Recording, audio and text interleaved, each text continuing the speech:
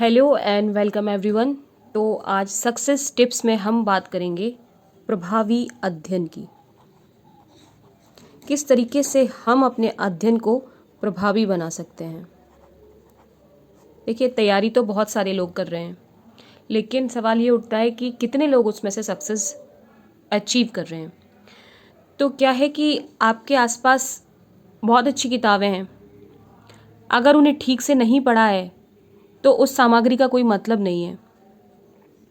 Same book से कोई top करता है पढ़कर और उसी बुक से पढ़े हुए के एक एवरेज या कम नंबर आते हैं। कभी आपने सोचा है सेम क्लास में सेम आंसर्स जो हम लर्न करते हैं, स्कूल क्लासेस का एग्जाम्पल ले लें, तो उस स्कूल में कोई बच्चा उन्हीं से टॉप कर रहा है पढ़कर और सेम आंसर सेम नोट से पढ़कर कोई फेल हो रहा है या कोई अचीवमेंट नहीं ले पा रहा है, तो what is the reason behind. तो सामग्री तो सारी ही अच्छी होती हैं, ऐसा मेरा मानना है कि खराब कुछ भी नहीं है। सब दृष्टिकोण पर निर्भर करता है, किसी के लिए कोई बुक अच्छी है तो किसी के लिए दूसरी। इन सब बातों पर ध्यान नहीं दें, और हर व्यक्ति के तरीके और उसकी रिक्वायरमेंट्स अलग अलग होती हैं। तो कहने का मतलब ये है कि आप ये सारी चीज़ें खुद तय कीजिए और अपने डिसीजन खुद लें कि कौन सी सामग्री, कौन सी बुक्स आपको सिलेक्ट करनी है। ये एक विवेकशील विद्यार्थी की पहचान है कि वो किसी की बातों में ना आए और खुद सेल्फ एनालिसिस करे और फिर चूज़ करे कि उसको कौन सी सामग्री लेनी है। चलिए अब बात कर लेते हैं प्रभावी अध्ययन। हमारी स्टडी को इफ़ेक्टिव कैसे बनाएं। तो प्रभावी अध्ययन के लिए सबसे बड़ी जो चीज़ है वो होता है रिवीजन। अगर ये रिवीजन 5 to 6 टाइम्स है तो आपकी स्टडी का कोई मतलब है। अदरवाइज़ आप चाहे कितनी भी मोटी किताबें पढ़ लें, कहीं से भी स्टडी कर लें, आपकी स्टडी उतनी स्ट्रांग नहीं बन पाएगी। तो रिवीजन इज़ मस्ट। अब ध्यान रखें कि जब भी हम कोई बुक एक बार में कंप्लीट कर लेते हैं सपोज़, तो हमको क्या करना है, उसका रिवीजन 5 to 6 टाइम करना है। अब रिवीजन भी दो तरह से कैटेगराइज्ड हो गया है। एक जगह तो आ जाएंगी आपकी ऑथेंटिक बुक्स, मीन्स ऐसी किताबें जो ऑथेंटिक हैं, काफ़ी मोटी मोटी हैं, तो अब आप उनका 5-6 बार रिवीजन करना तो पॉसिबल नहीं है। तो उनके लिए आपको क्या करना है, एक बार जैसे ही आपकी बुक्स पूरी हो जाती है, आपको क्या करना है, रिवीजन करने के लिए इनके आप शॉर्ट नोट्स बना लेंगे।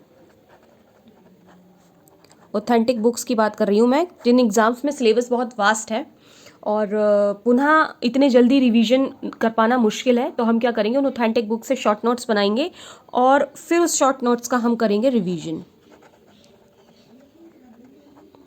क्लियर। और एक रिवीजन होगा जो बेसिकली हम बुक्स के थ्रू कर लेते हैं, नॉर्मल कोई भी बुक्स है या फिर आपको नोट्स मिलते हैं उनके थ्रू जो रिवीजन होगा वो तो आप 5-6 टाइम्स आप उसको रिपीट कर लोगे, तो कोई प्रॉब्लम नहीं है। तो इस तरीके से आपको इसका रिवीजन आसानी से आप कर सकते हैं, ठीक है। क्योंकि अगर आप रिवीजन नहीं करते हैं, रिवीजन को नहीं ऐड करेंगे, तो आपकी स्टडी में एक्यूरेसी नहीं आएगी, और सिलेक्शन के लिए एक्यूरेसी इज़ मस्ट। ओके, आप इस चीज़ को ऐसे समझिए कि जो भी स्टूडेंट्स अपना पूरा कोर्स पढ़ लेते हैं और जिनका रिवीजन 5-6 बार हो जाता है, उनका स्मृति लेवल कितना भी कमज़ोर हो, आप देखना कि वो बहुत अच्छा करके आते हैं।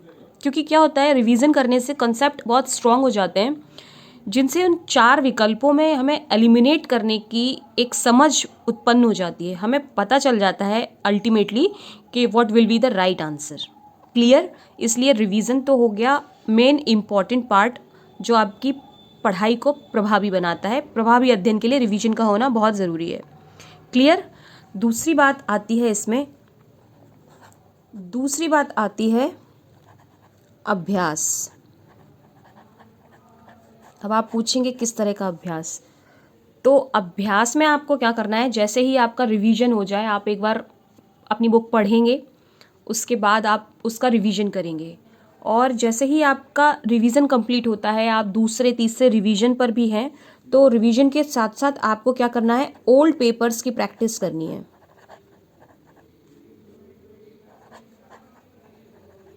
ओल्ड पेपर की प्रैक्टिस करने से क्या होगा, कि आप अपने स्टडी में सुधार खुद ही महसूस कर लेंगे। आपको ये पता चल जाएगा कि एग्ज़ाम में क्वेश्चंस किस पैटर्न के पूछे जाते हैं, किस टॉपिक से किस तरह के क्वेश्चंस बनते हैं।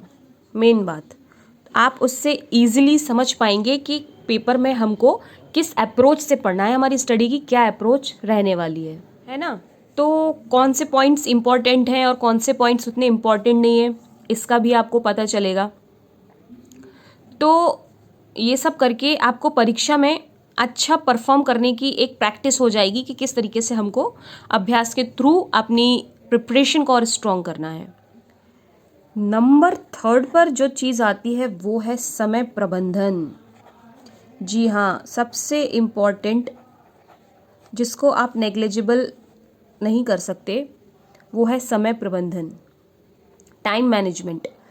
तो समय को सबसे पहले हमें बर्बाद नहीं करना है, ये बहुत ज़रूरी है। तो ठीक है, सबसे लास्ट में जो बात है वो ये है समय प्रबंधन, टाइम मैनेजमेंट।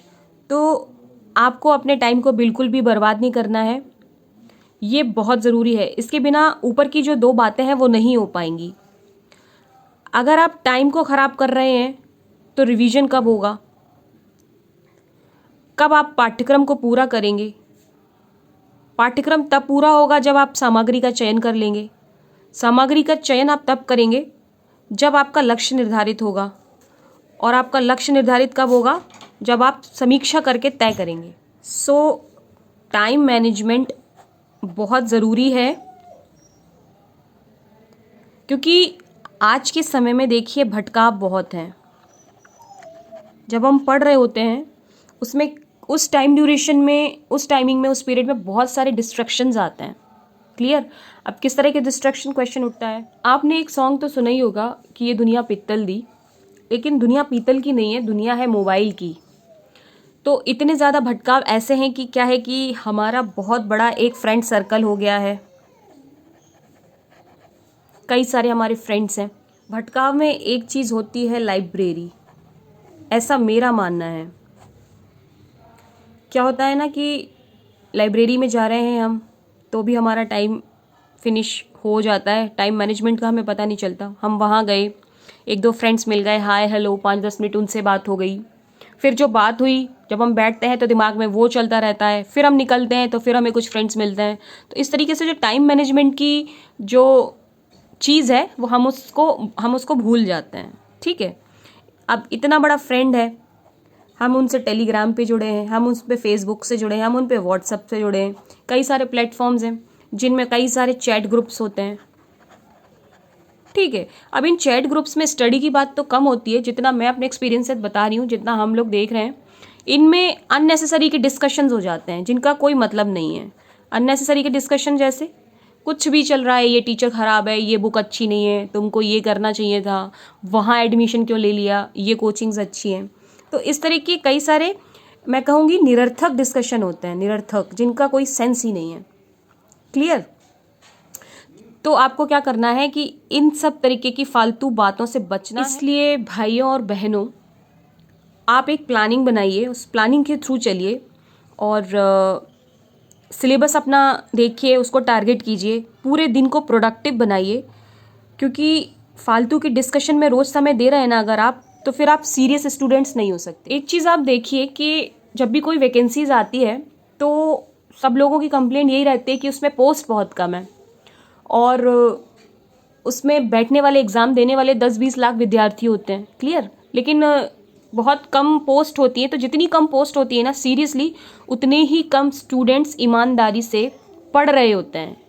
जो भीड़ है ना उसमें सब लोग इतनी इक्वलिटी से, इतने फोकसली कोई नहीं पढ़ता, बहुत ही कम। जितनी पोस्ट आई हैं उतने ही बच्चे, स्टूडेंट ईमानदारी से सिंसियर होकर पढ़ रहे होते हैं, और उन्हीं का सिलेक्शन होता है। इसलिए रिवीजन करें, अभ्यास करें, शॉर्ट नोट्स बना लें, है ना, और इसके थ्रू ही आप अपनी प्रभावी अध्ययन को आगे बढ़ा सकते हैं। क्योंकि समय इतना खूबसूरत है, आपके पास बहुत खूबसूरत एनर्जी है, बहुत अच्छी एनर्जी है, मार्केट में अच्छी अच्छी बुक्स आई हुई हैं, बहुत अच्छी पाठन की सामग्री है। नोटिफिकेशन भी आ रहे हैं और आएंगे, तो सब कुछ टाइम टाइम पर अच्छा हो रहा है। अगर कोई टॉपिक आपको टफ लग रहा है तो उसकी कोचिंग्स लगा लें, है ना, क्लासेस ले लें, और इस एनर्जी को किसी अच्छी जगह पे प्रोडक्टिव कार्यों में लगाएं। तो इन सभी बातों का आपको ध्यान रखना है। आप खुद समझदार बन जाओगे, आपको किसी से कुछ पूछना ही नहीं पड़ेगा, है ना। तो लास्ट में मैं कहूँगी कि जब भी कोई धावक दौड़ता है ना, तो उसको 3 चीज़ें बोली जाती हैं: on your mark, get set and go.